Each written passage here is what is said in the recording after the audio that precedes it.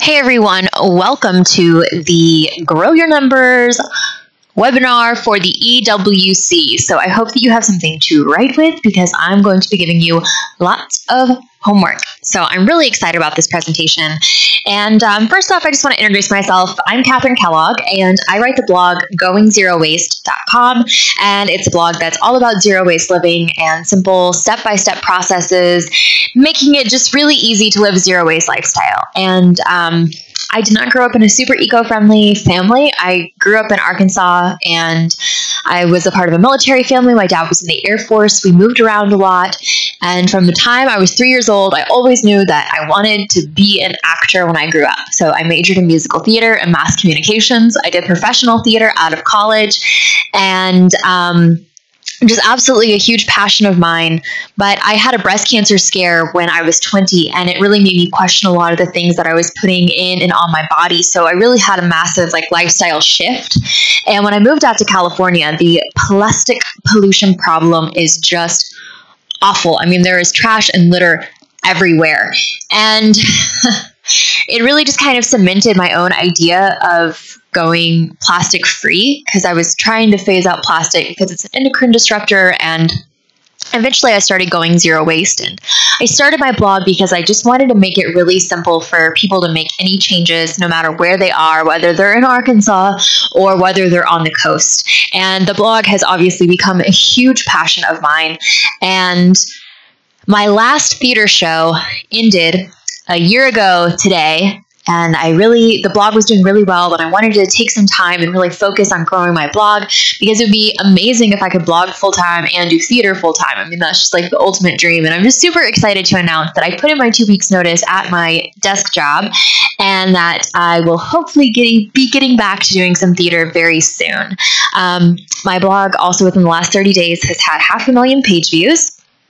And I did have some things go viral, so that certainly helped. But just really excited because I would love to show you how I grew my numbers so you can too. And so my first tip is just to pretend that the numbers don't matter. And trust me, I know the irony of coming to a webinar about growing your numbers, and the first thing you hear is pretend they don't matter.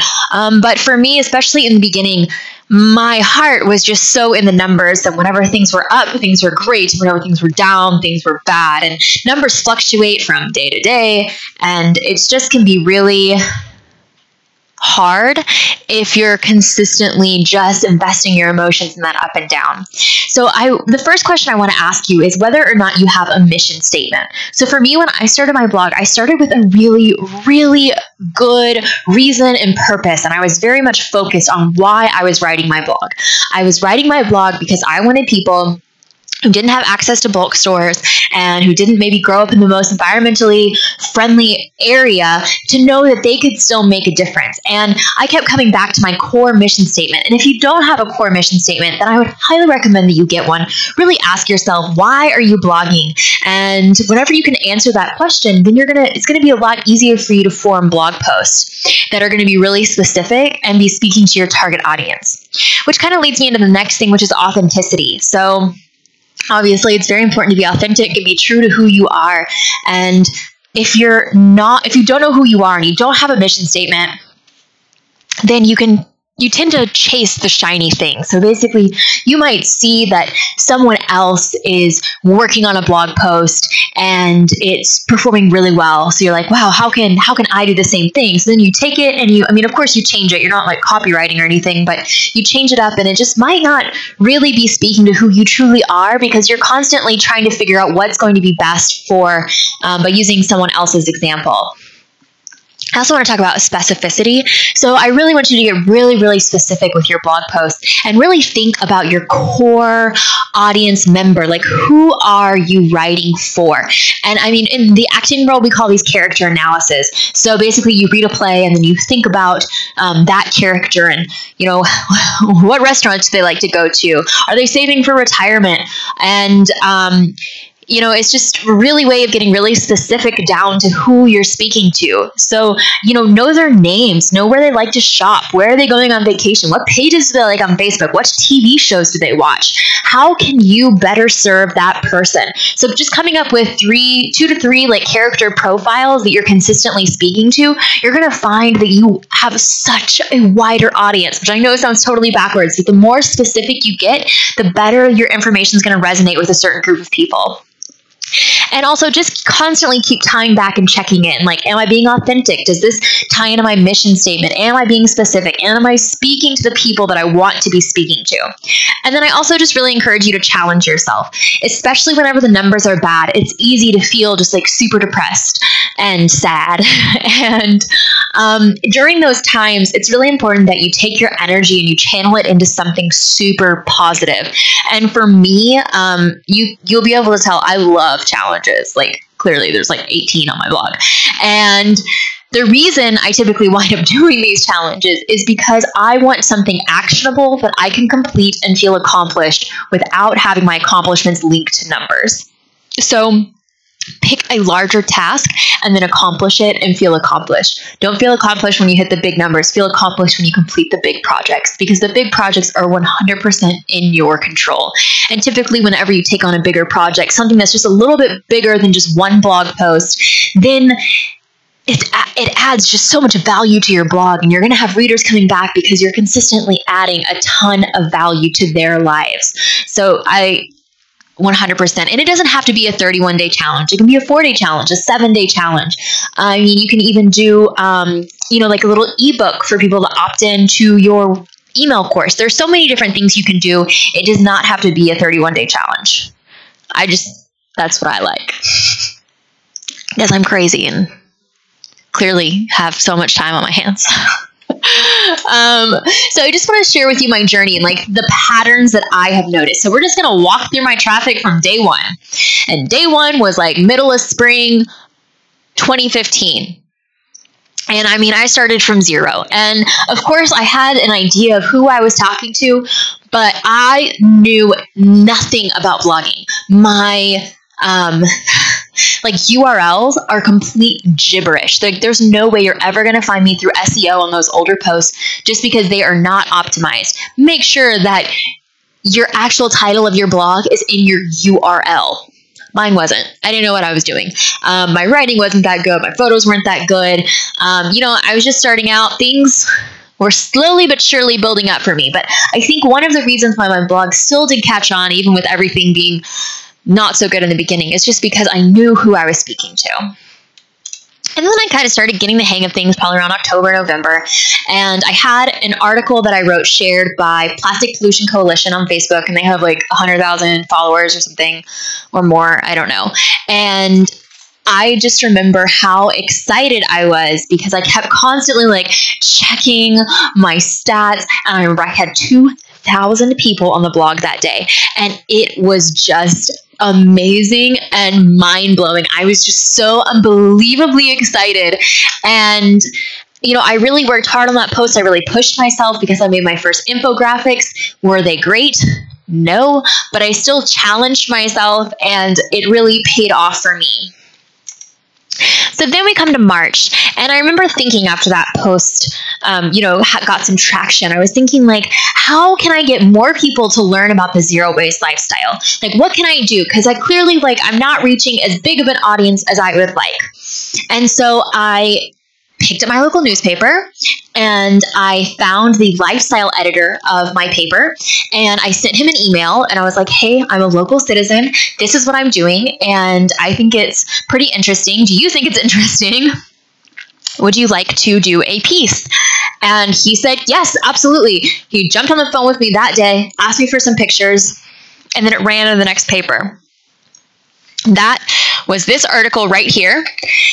And it was actually picked up by a larger news network in the Bay Area and wound up going through most of the Bay Area. And that was really, really cool, especially because a reporter who reads that paper also happened to write for The Guardian. And she was very interested in my story. So then she asked The Guardian if they would send out a photographer to follow me around for the day and if they could do a feature piece on my lifestyle. This article was shared 12,000 times, and it is absolutely 100% what put my blog on the map. It completely did. You can see that massive spike in traffic. And that was awesome. So local news, I think, is honestly your secret weapon. Without me going to my local paper first, there is no way I would have been in The Guardian.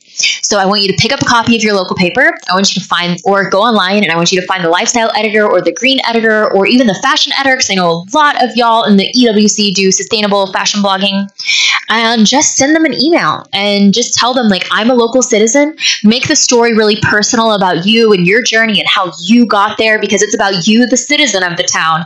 And your blog is, kind of takes a little bit of a backseat, but just really make your personal story known. And most likely, because the local news is always looking for cool local people to cover, they will probably give you a feature. Now, after you get that feature, here's what I want you to do. This is great, because once you get your foot in the door, then you can leverage this media contact for a lot more exposure. So you can become the go-to person in this field for local news. And whenever something big happens, so, when H&M, that story broke about H&M burning their clothes, right? There's some environmental problems with that. And you can call up your local news contact and say, hey, do you want a local angle on this? Because I'm an environmentalist, I live in this area, and I would love to tell you my take. And they will probably accept your offer. And I mean, they might not, but a lot of times you'll find that it's going to turn out really good, especially because they have a built-in relationship with you. And people are always trying to find ways to localize news.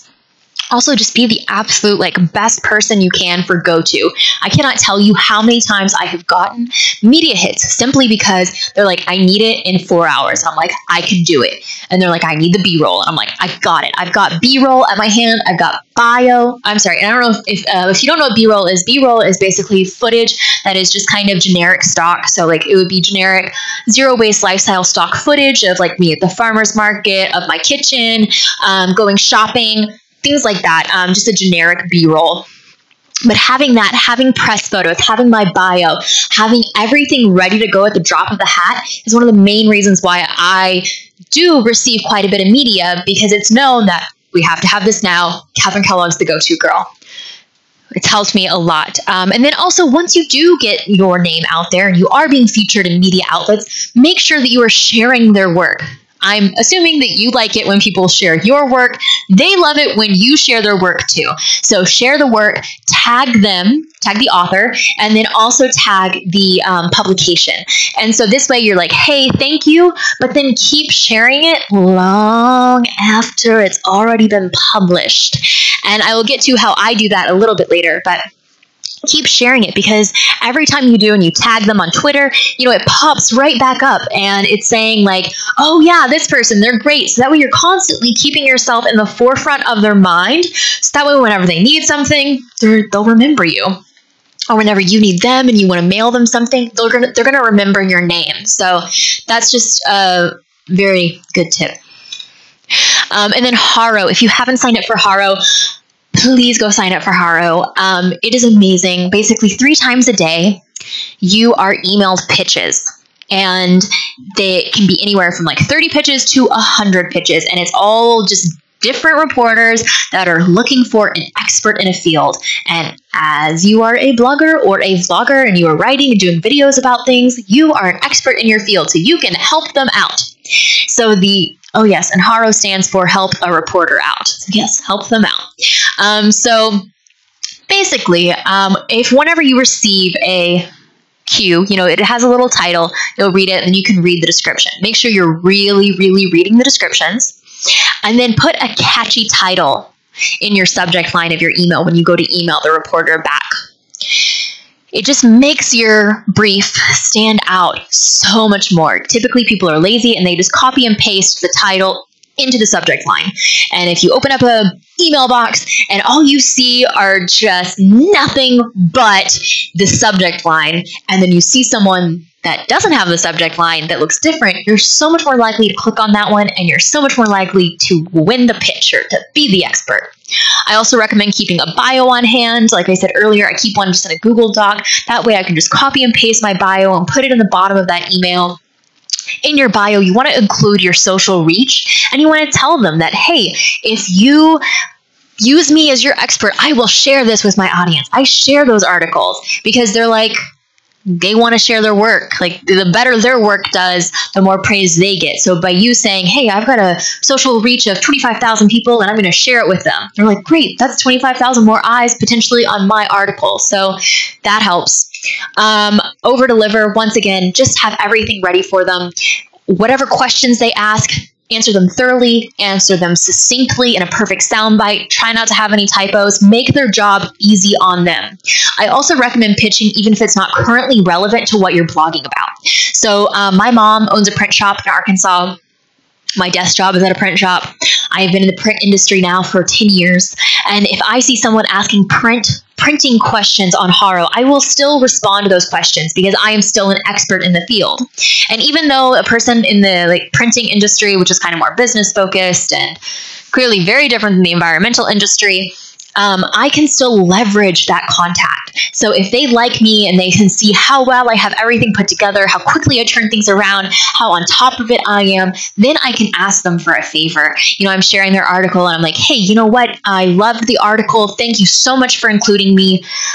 I also write this zero waste blog, and let me know if there's someone on your green team or your lifestyle team that would be interested in covering this. And 9 times out of 10, they will send me the exact email address of the person that I need to contact. And I wind up getting more media coverage that way too. So yes, great tip. And then of course, share, tag, keep in touch, just like I said earlier.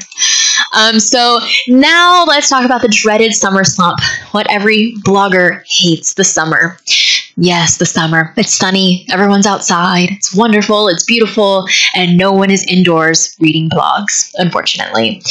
So trust me, I have had my fair share of tears during the summer slump, and I have finally realized kind of towards the end of last summer as I was being incredibly depressed. You can see from my traffic that pretty much from May to October on both years has been very stagnant.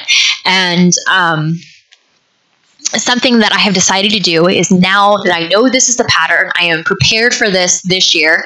I will still probably cry quite a few times, but I will be more prepared. And instead of doing 2 blog posts a week, which I have done from the time I started blogging until now, I'm going to start focusing on revamping old blog posts and start working on larger projects that are going to come out in the winter, because winter traffic, oh yes, it is cold outside. Especially in January, everyone's poor because Christmas just happened. They don't have any monies. So they're all sitting inside and they're all reading blogs, and it is great. January is a great month. January is my favorite month. And yes, so this way, whenever I'm preparing for winter in the summertime, it just is going to make my life a lot easier as far as planning goes.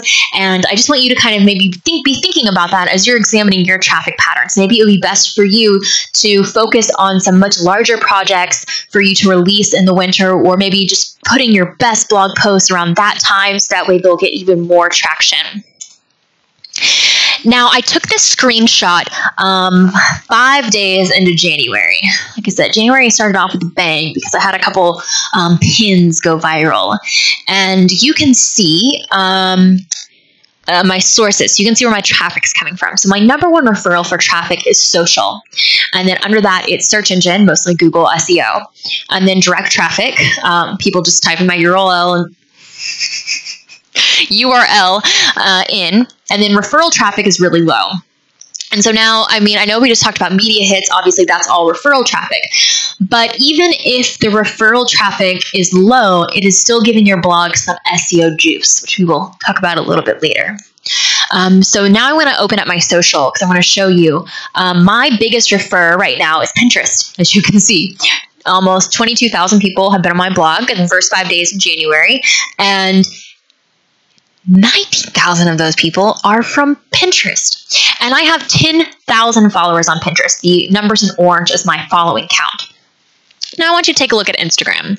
So Instagram is where I have my largest social following with 36,000 people, and it has referred 500 people in the last 5 days.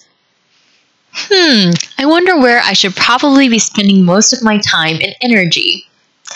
Probably the one that gives me the most readers. So I know I see it on the EWC all the time, people complaining about Instagram and the shadow ban and the logarithm and how it all sucks. And trust me, it sucks. But I have finally made peace with it, and I'm still going to do Instagram. And I mean, obviously, I highly recommend you still do Instagram because I love Instagram. I love being on Instagram. It's my favorite place to be, but it's not giving me the return on investment for my time.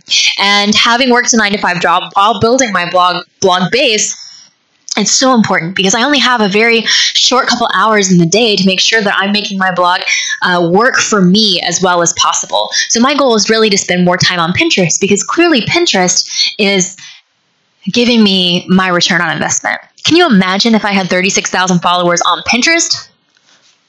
What? That'd be awesome. So I just want you to kind of step back and really look at which platforms are truly serving you and spend the most time on the ones that are giving you the most return on your time. And if you don't have a Pinterest, you should totally get a Pinterest. And we're going to talk about it. So playing the platform game, every single platform has kind of different rules. And I'm going to tell you kind of the way that I play the game. And I'm going to talk mostly about Pinterest because I feel like that's kind of the most kind of ignored stepchild of the group. But clearly it just produces some amazing results. So Pinterest is a visual search engine. It is basically Google. It's like if Google and Instagram had a baby, and you can search anything in the search bar. And so you're really wanting to hit those keywords and it will just pop up and then you can just browse. It's amazing for recipes and DIYs, fashion, pretty much you name it. There's people are pinning for it. Oh, that's cute. Pinning for it. So really get specific with your keywords because like I said, this is all about SEO too. So whenever you have the description of your pin, make sure you're hitting your keywords. For instance, my keywords are definitely going to be zero waste. So I want to make sure that I'm including zero waste in that. You'll see a photo later of my bio and you'll see zero waste is in there multiple times. That way when people are searching for zero waste, I am very, very likely to come up because I have keyworded everything. All of my boards or most of my boards say zero waste. My title says zero waste. My pin says zero waste. It is a very zero waste focused board. And when you type in zero waste, you're going to see this girl. 80-20, sharing 80% others' content, 20% your own.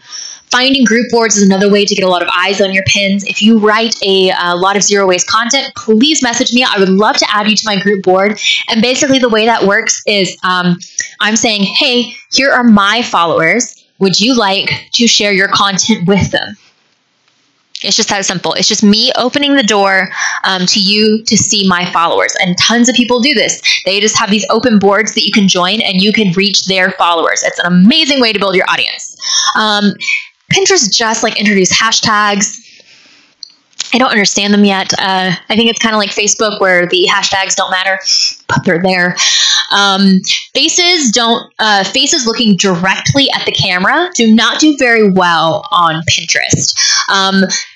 Fashion photos, faces are fine. Just like, it's one of those things where it's like, oh, I don't know, the camera's here and I'm not really looking at it, but this is not staged. Those type of photos they do fine for fashion, but try not to just like put selfies of you on Pinterest. That's not going to go over well. And then I also use Tailwind and Board Booster, and I will get to both of those a little bit later.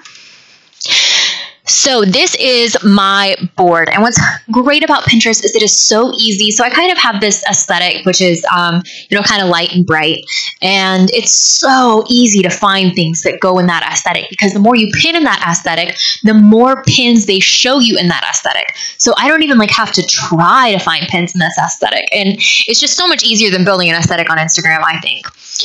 But you can tell my name is Going Zero Waste. Zero waste, my keyword. Eco-friendly lifestyle tips, recipes, and DIYs. So those are just some keywords. And when people type those in, they're much more likely to come onto my profile. I have my website, and then, making zero waste and natural living more accessible by breaking it down into a simple step-by-step process. Basically, that's pretty much my entire core mission statement, and it has good keywords. And then Pinterest has recently removed the text in their photos. They just kind of leave the titles now, but the text, if you open these up, would also probably have zero waste or some other keywords in it relative to the pin. So this is what Tailwind looks like. So Tailwind is basically a service that I use that delivers my pins on this schedule without me having to be there. It's amazing. So I just sit down probably for 2 to 3 hours every couple weeks, and I pin a whole bunch at once, and then I just have this schedule do it for me. It's basically like I can run Pinterest almost on autopilot. And you can see that I just set this schedule myself. The ones that are with the dotted lines and have a white background, those are time slots for me to potentially add. The ones filled in are ones that I have added. And it, as you can see where it says generate new smart schedule. So it will actually generate a pinning schedule for you based on the time that your ideal customer is on Pinterest. Mind-blowingly perfect. Yes, it's wonderful, and I highly recommend it. The other tool that I use is called Board Booster. Now, Board Booster is different than Tailwind because instead of pinning new pins, Tailwind is all for new pins. Board Booster uses only old pins. So after I pin these, then, of course, you have it basically at the very bottom of the screen because, 60 pins get stacked on top of it. Board Booster is going to take that really old pin and it's going to put it back at the top so everyone can see it again. So both of these work in conjunction with each other amazingly. This really allows me to kind of be hands-off with Pinterest for the most part and still see excellent results. So now let's talk about what does well on Pinterest. So as you can see, the composting one is great. It's a long pin. It's cute. What's wrong with it? It's that two things. Pinterest, it used to be the longer the pin, the better. You could be as long as you possibly wanted, but not anymore because people were just getting absurd with it. So now they've clipped it. So as you can tell, it's clipped a good portion of the graphic off. Also, all of the information is on this one graphic. There's no reason for them to click through to my blog, which is fine if you're trying to just more build an audience on Pinterest. But if you really want people on your blog, which you probably do, it's where you want them to be, then it's probably not the best move. The other two photos are just not good, and they are horizontal. Horizontal photos do not do well on Instagram. I'm sorry, horizontal photos don't do well on Instagram either, but they don't do well on Pinterest because Pinterest is full of a lot of vertical pins and the horizontal ones just tend to get lost. So the ones on the right, clearly you can see these have all been made by the same person. These all have the same branding, even though two of them are from a much older before I really solidified my branding. I'm evolving human being. And, but they have text on them. And that's what's really important is because the click-through rate with blog posts, with blog images that have text on them is much, much higher. So making sure that you have solid branding is good because if someone read a blog post of yours once and then really liked it and you have memorable branding, the next time they see a pin that looks interesting, if they remember your branding and they remember your look and your feel, they're going to be like, oh yeah, I liked that person. And they're much more likely to come back. And then they're more likely to follow you. And then they're more likely to sign up for your email list. And it's just a snowball effect. So make sure you have your branding on there. Make sure you've got good fonts. Make sure it's legible. I have recently moved to the center just because I like the way that looks more than the up top. I haven't noticed any difference in click-through rate. The click-through rate has not changed. Just visually, I appreciate that more. As you can tell, I tried the two hashtag things. I have not seen any difference with using hashtags. So let's talk about Facebook. Facebook. So Facebook has gotten very much pay to play, where it's only basically 2% of the people that like your page are going to see your content, which is such a bummer. But the best way that I have found to combat that is videos. Facebook is really favoring videos right now. And if anyone likes your video, then you can click on the names that like. So typically, you get 2 or 3 likes and you can click on those names. And then if you go over to seeing who all has liked it, there's actually going to be an invite button. So you can invite them to like your page. And I have really built up my Facebook audience that way. So I highly recommend you do that. Also sharing 80-20, 80% others, 20% your own. And then asking questions. Facebook is a really great place for like long form content. And even though I don't really do that because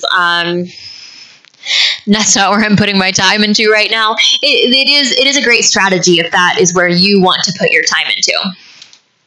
Instagram, my favorite platform that drives me crazy.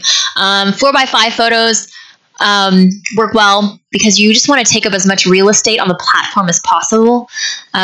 Good photos, obviously. Like if you have a bad photo, it's probably not going to go over well. Photos with faces actually get 38% more interaction than those that don't. Thing I found very interesting. I'm going to have to bribe my husband more to take photos of me. And then asking a question before and asking a question after, I find has really, really helped my engagement. So you only get, I think it's like 100 characters maybe to make an impact before you have to press that read more button. So by asking your question up front, you are pretty much guaranteeing that they're going to read the rest of it. Or if they don't, they will probably still answer your first question. And if they do get all the way through it, then they typically answer your second question. But this just creates a lot more engagement and will definitely get more people looking at your content and more people commenting on your content. And then I want to talk about my secret weapons. Okay. Tailwind and Board Booster, we both talked about. Board Booster, yes, from this, it does look pretty pricey. However, you do not have to spend that on Board Booster. You pay per pin. So you can do a very small amount of pins and pay very little, or you can pay a lot for a lot of pins. And I recently doubled down on Board Booster, but we'll get to that later. Meet Edgar is one of my favorite tools. Meet Edgar is basically like Board Booster, but for Facebook and Twitter. And I will talk a little bit more about that one later. And then my husband is another one of my secret weapons. He is wonderful. He shoots all my video and edits it all. So I'm not sure if you can tell, but we were recording this a little bit later because I was having some technical difficulties yesterday. So my husband's going to edit this and send it to you so you can get the next version since you weren't able to make it live. He's great. I love him. So as you can see, November of last year, once again, like I said, the May to October range, my blog was very stagnant, around like 65, 75,000 monthly page views. And in November, I remember because it was Thanksgiving weekend, I had found out about Meet Edgar. At the time, I was trying to use Hootsuite, and Hootsuite is where you have a schedule and you schedule your like social media through Facebook and Twitter for the week. And doing that every week was just draining, and I wasn't very good at it. I forgot about it a lot. Anything I have to do every week, it's not going to happen. It's just not. I'm not in that good of a routine. So I found out about Meet Edgar because Meet Edgar is similar to Tailwind in the fact that you set the schedule and then it posts for you. But you load everything into what I call the bank, right? So it's a bank. You have different categories. So I have the one that's called Others Post and one called My Post. You can get way more specific. I did not. I kind of regret that now. But basically, any post I like, I just load it into the bank, and then I loaded all my posts into the bank, and then it shares constantly on a loop without me ever having to do anything. Of course, I still add articles whenever I see them, but I spent an initial around 30 hours doing nothing but adding posts to the bank, because I wanted to have a really, really solid base, so that way it didn't look like I was constantly sharing the exact same content. But now that that's happened, I mean, I pretty much set it and forget it. I upload content maybe like for an hour every other month. And then Meet Edgar has a slogan called double your traffic in a month. I think it's in a month, but it does say we'll double your traffic. And I was like, yeah, right. Bullshit. No way. No way. I mean, because 65, 75,000 page views isn't shabby, but it's still a lot. Like doubling to almost 140, like that's no way. I was wrong, and I have never been more happy to be wrong in like my entire life. It doubled my traffic from November to December. Doubled, completely doubled. Yeah, I have no words. It's great. And then this November, clearly you can see a pattern. I clearly get really antsy around October. I'm very upset. And then I'm like, I gotta do something. And then I make some drastic measure. And I doubled down on Board Booster this time. And it has completely paid off. I mean, I upped my Board Booster. I mean, I've more than doubled down. I probably like quadrupled down on Board Booster. And I had 2 pins go viral. And with 500,000 page views so far this month, I really can't complain. So let's talk about SEO, because the next biggest refer to my site is Google. And whenever you're writing a blog post, you should ask yourself, how would I Google this for the title? In fact, sometimes I even type my titles into Google. And Alden yesterday had a fabulous point that sometimes she Googles, and whenever she can't find an answer, then she knows that this would be a great blog post. Brilliant.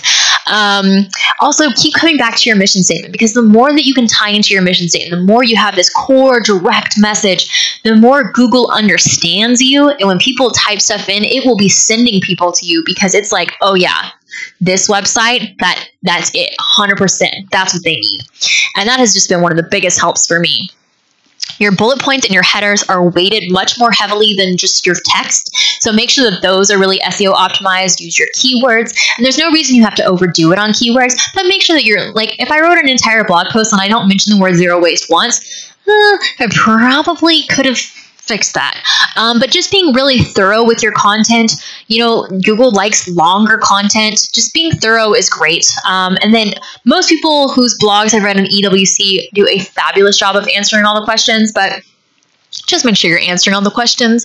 There have been many times where I Google something and I read it, I'm like, huh, or a blog post, I'm like, huh, I wonder why, how, but why?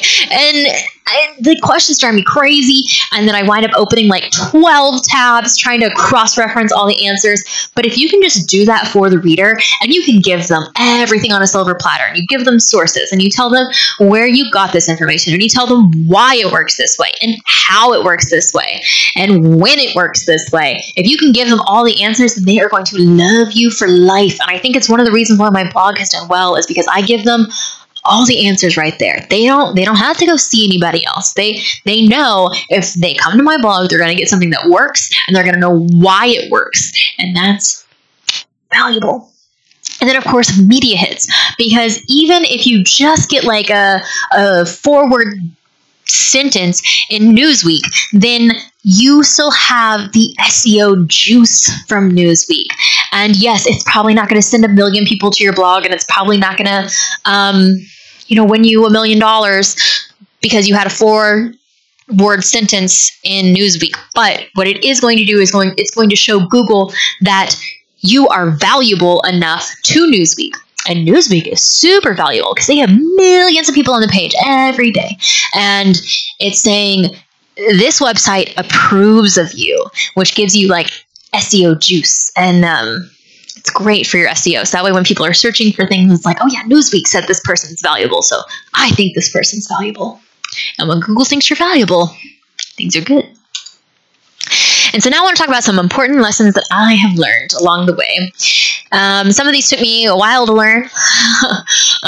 Learning to love the process. I mean, that's still like a daily struggle. Love the ups and downs. Just learning how to write it and learning how not to let the yo-yo effect of the numbers personally affect my soul. Community over competition. Coming from an acting background, whenever you're going after a part, it's either she got the part or I got the part. And there's nothing in between. Blogging? Not like that at all. You read my blog, you're probably going to read Zero Waste Nerd. You're probably going to read Pairs to Go. You're probably going to read Rogue Ginger. And that's awesome. Because there's no reason for us to compete with each other, because the better I do, the better they do. The better they do, the better I do, because it's all about information sharing. And it's not like someone's going to be like, oh, well, Catherine Kellogg does it this way and everyone else is wrong. It's like, no, everybody's different. And everyone has different things that work for them. And whenever you're an informationaholic, which a lot of people who read blogs are, they're going to be going to different websites and seeing how other people do it to figure out what's best for them in their life. Also, not comparing. Like what we were talking about earlier, the shiny object syndrome. And if you don't have that core mission statement that you're constantly coming back to, you're going to be constantly trying to imitate others because you say, that's working for them. How can I be more like that? And it never works. So don't compare yourself to others. Instead, check in with your core mission statement. Anytime you see someone do something shiny and you're like, how can I do that? Think, what does my core mission statement say? How can I go deeper into who I am? And then challenge yourself. Do a challenge, like a 4-day challenge, a 7-day challenge. Do a new series that you deliver a whole bunch of content immediately. Write a small ebook. I mean, it could even be like 15 pages just to get people to opt into your email address.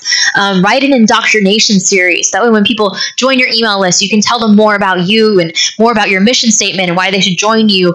Start a Facebook group page for people who join your email list and have daily threads to help encourage them in some section. You can even do a social media challenge. It doesn't have to be on your blog, but go out and really challenge and push yourself to come up with something new and innovative and a project that is just bigger than a blog post. And then I feel like it's really easy just to sit here and listen to me talk and be like, oh, well, clearly she has everything together. Like, of course this is easy for her. Like, she knows all this information.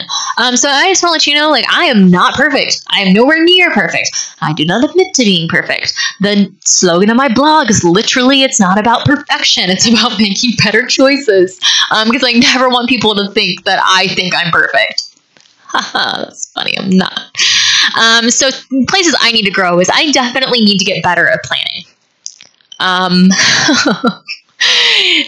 Yeah, I don't plan very well, and I wind up just doing things super last minute, which costs me time and sleep and sanity. And if I were better about planning, I could probably prevent a lot of that.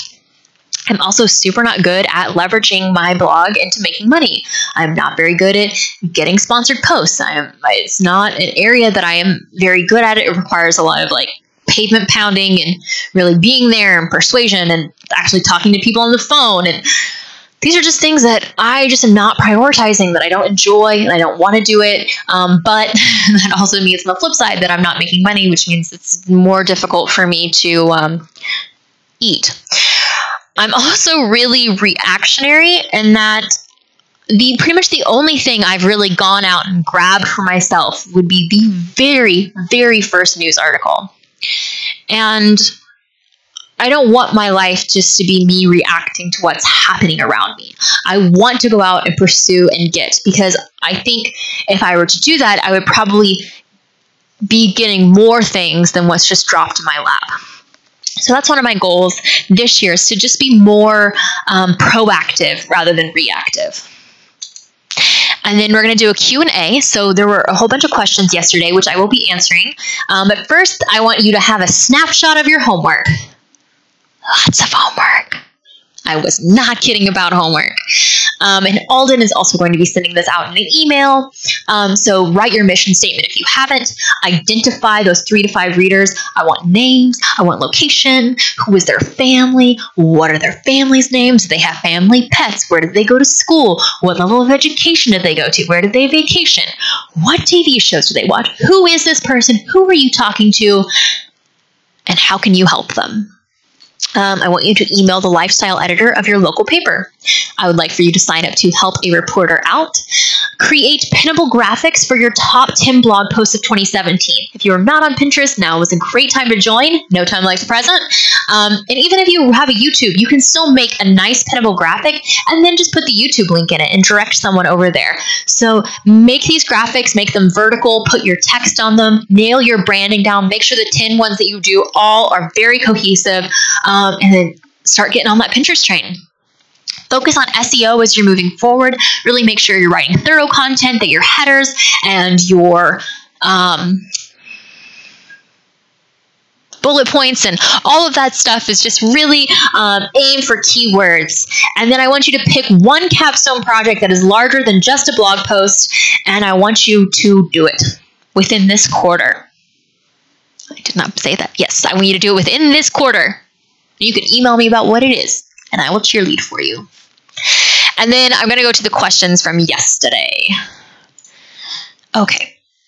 So here are the questions. Lorna asked, do you have any tips for writing a good mission statement? So writing a mission statement, really go back and ask yourself, why am I blogging? Who is this for? And what am I trying to help them achieve? And if you can figure out the answers to those questions, you can have a pretty good mission statement. So for me, why did I start blogging? I wanted to make zero waste more accessible. Who am I blogging for? I am blogging for the person in Middle America so that way they know they can make a difference no matter what. I had 3 questions. I forgot the third one. But anyways, that pretty much encompasses my entire mission statement. So it is really getting down to the core of why you want to be blogging. And it can't just be like, oh, I want to be Instagram famous. That's not a mission statement. Not that I think anyone in the EWC would have that as their mission statement. But just really figure out who you're trying to help will help you immensely because you'll know who you're talking to. Lorna asks, is there a minimum number of blogs that is good to have written so far before you reach out to the market? Which she meant like the media market, before you reach out to media. And I don't think so. I mean, at least having an established website that shows like, hey, I am at least, I have a website. But you don't have to have a website to be an expert. It helps, but you don't have to have that. Like, I don't have a website about printing, but I'm still an expert in the print industry. So 10 blog posts is good to have, though, probably, just that way they can reference some content. At least then you probably have some pictures. You have a little bit of writing under your belt. That's a good place to start, but there's definitely not a minimum. What are your thoughts on Bloglovin and other blogger platforms as traffic referral? So I joined Bloglovin when I first started blogging, but it refers pretty much no traffic to my blog. Granted, I don't promote it, but Bloglovin basically, whenever you go to Bloglovin and you click on my blog, you are reading it in the Bloglovin browser. And unless you click on a link I have embedded in my blog, or you click the tab to leave Bloglovin, I will not see any traffic.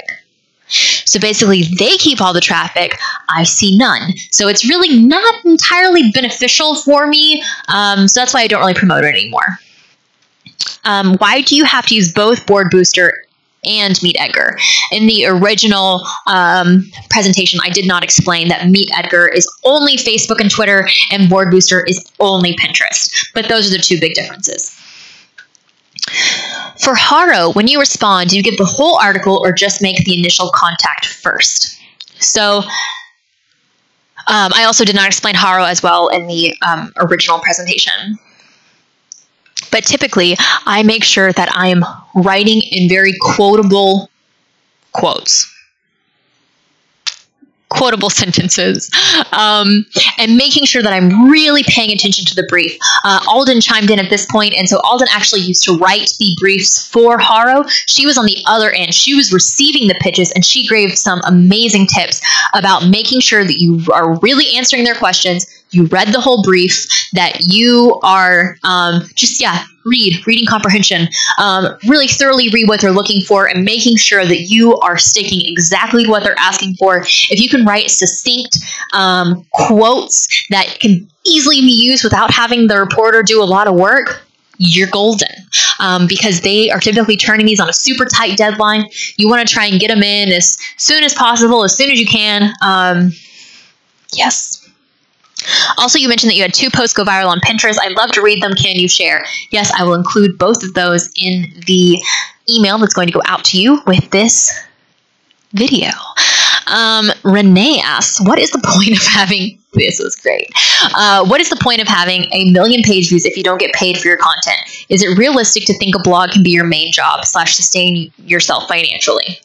First of all, it's 500,000 page views, and that is not common because I only just had 2 pins go viral. However, yes, I think it's 100% realistic to think that you can sustain yourself from your blog. However, I am just in a bit of a different situation. First of all, it's very difficult when you write a zero-waste blog, and part of your lifestyle is buying things secondhand as much as possible. And my criteria for accepting a project for working with a brand is much higher than probably anyone else who writes a blog. So yes, that makes things more difficult for me.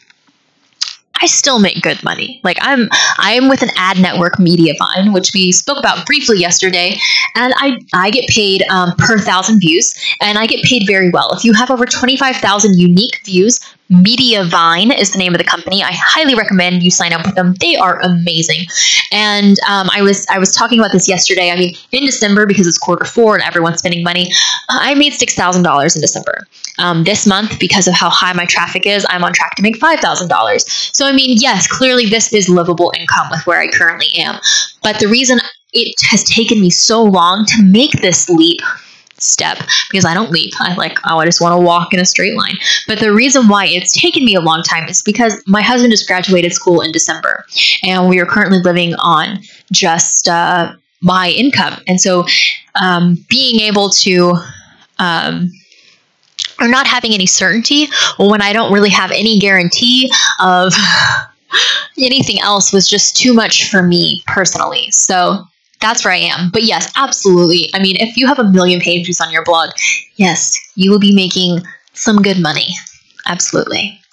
Could you please briefly discuss income sources for bloggers? So there are many income sources for bloggers, most notably probably freelance work, ad sales, sponsored posts, and affiliate linking. I don't do a lot of affiliate linking because my blog is not shop heavy. I do ad sales. The lion's share of my income is from ad sales. And then, of course, sponsored posts, which I don't do very much of, just simply because I don't really have the time to go out and seek out the companies. And, but you know, if I did, that would be great, but I still wouldn't want to over inundate my audience with sponsored posts. And then of course, freelance work, which is what I'm moving into, doing a lot more freelance work, which I really enjoy. So very excited about that. Also, Alden said that the next workshop that we will be doing is going to be on all sorts of income for bloggers. Exciting. I can't wait to attend, and I hope you will be attending as well. So be on the lookout for that. Anna asked, how long were you using Pinterest until you got started getting traction on your website? During this initial phase, how long were you spending on Pinterest a week? And do you spend the same amount of time on Pinterest now that you are more established with Edgar and Tailwind, Board Booster and Tailwind? It's very confusing. I answered this a little bit more thoroughly in this presentation as well. It was better the second time around. I actually signed up for Pinterest back when you could only get in by an invite from a friend. I was like, oh, gee, Pinterest. But I don't want that to discourage you, because I only had 200 followers on Pinterest when I actually started using Pinterest for my blog in late 2015. So don't feel discouraged. I almost only 200 followers. That's not very many. It was pretty much just college friends. They've probably all unfollowed me now because I'm annoying. So but yes, I definitely spent a lot more time on Pinterest in the beginning.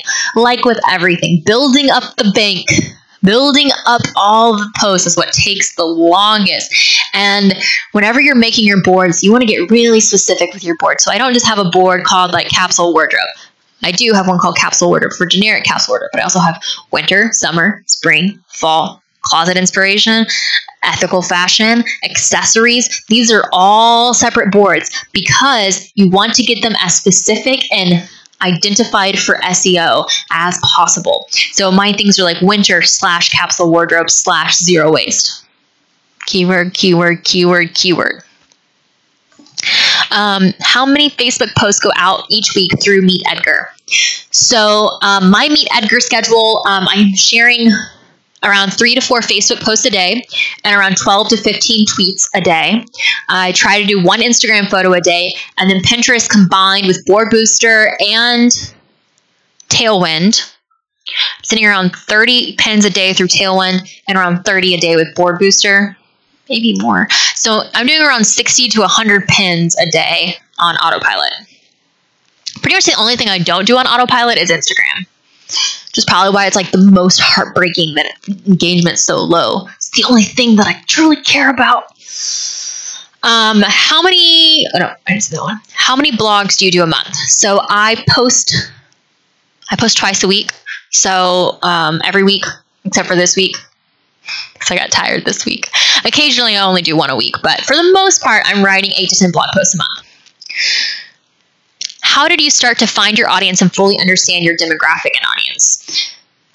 If you are writing blog posts to very, very, very specific people and you know who they are, they will find you. They will find you. And going out on social and just being who you are, you will attract the right crowd.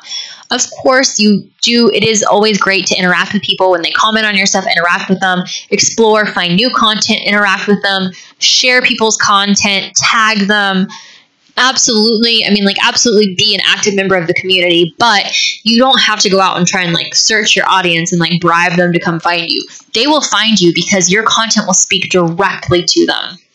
And they will share it with their friends because typically people tend to hang out with people like them, so they think that their friends will enjoy it, and it'll slowly grow. It's definitely not something that happens overnight. It takes some time, but also whenever you're getting these media hits and you're being you have a much broader audience, it is easier for people to find you that way too. So it just takes time. But if you're implementing all these tips that I'm giving you, I am 100% positive you'll be finding them in no time. And like I said, I think for me, my turning point was definitely that 1 post picked up by that Facebook group. And then, the first newspaper hit. And then pretty much I feel like I've literally been writing that Guardian article for almost 3 years. So just getting 1 good feature, it's amazing what it can do for you. So how did you start to, And then for someone who has written for other blogs and is about to launch her own, top advice to find an audience as a newbie in the crowded blogosphere. Once again, it's just going to take time. And the more you practice and the more direct and the more succinct and the more narrow focused you are, the more people you're going to find. Because if you're talking to everyone, you're talking to no one. And if you're talking to 1 person, you're talking to a whole bunch of people. So that is my recommendation. So that is the end of my presentation. I really hope that you have enjoyed it. And yes, I hope that everything will be out there on an email. And if you would like to learn more about my blog, it is goingzerowaste.com. I am also located on Instagram, my love-hate platform, going.zero.waste. That's where you'll find me. So this has been a blast, and I will hopefully see you with another webinar.